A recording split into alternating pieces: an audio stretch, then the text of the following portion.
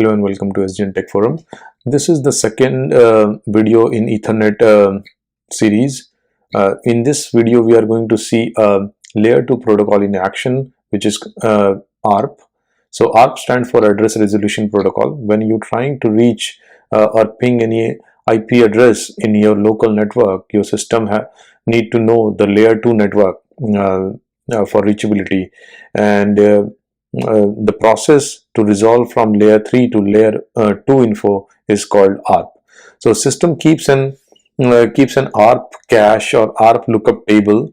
It keeps an information of what IP address is associated to what MAC, and when you trying to send the packet to that IP address, it simply consult that table and use that destination MAC. But what if you don't have destination MAC cached in your ARP table, or how the ARP table build at first itself, right? So what happened when you try to reach out to a layer 3 IP address, which is in your local network, for which you don't have the destination MAC, the system send out this packet to a special address called layer 2 broadcast address, so that all the receiver within that layer 2 domain, they receive this broadcast message, and you will see that there is a protocol field which indicate that this is the ARP message, so that they know that this is a ARP message. And let's see what is the destination MAC IP address, and if I have a destination IP address, I'm going to reply to the sending host as a unicast. So let's see this thing in action, and go back to my screen, and we'll see the ARP in action. So I have a Wireshark running, which is sending a couple of ping requests to different host within the subnet 192.168.61 subnet. So you can see that I just initiated a ping 192.168.61.13, which is my SMC StealthWatch SMC client, and I can get the reply back.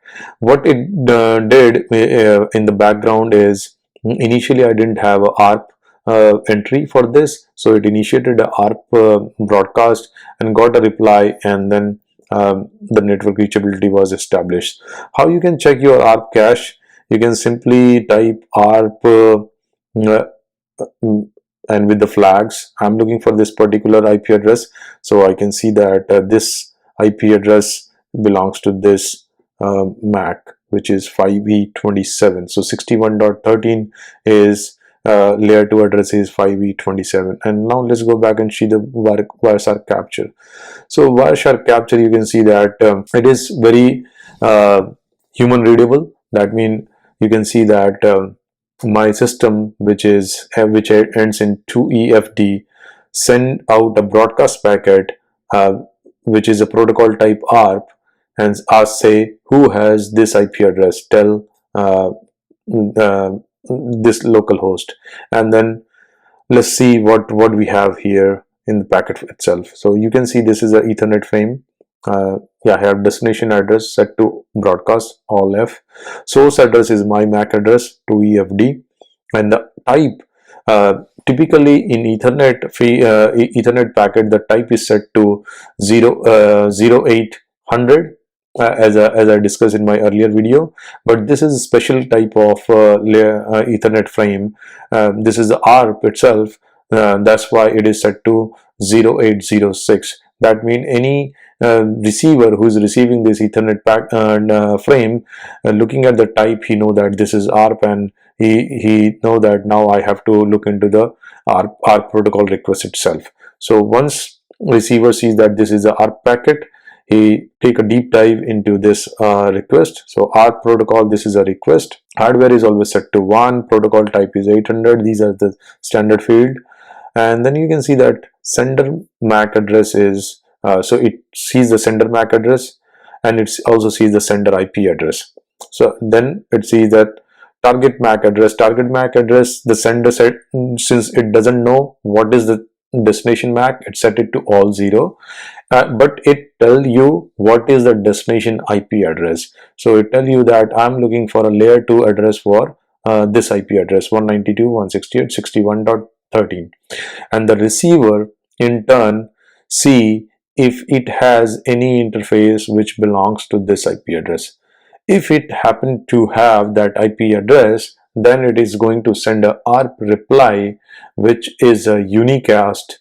So earlier you have seen that that was a broadcasted frame. Now it is a unicast frame. That means the destination address is set to initial sender address, and source address is set to uh, the receiver where this IP address, who has this IP address information, or via which this IP address is reachable. And again, the type is ARP.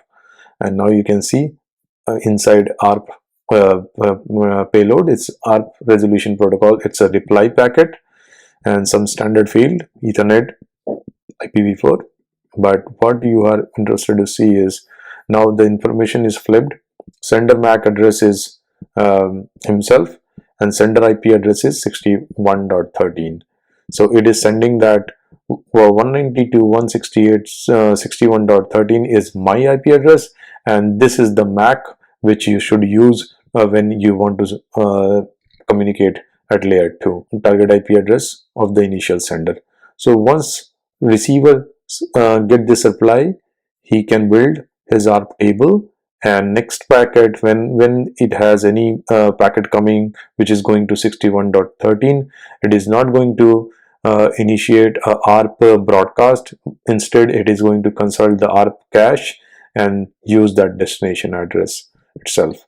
So this is how Ethernet frame look like, and this is how address resolution protocol works.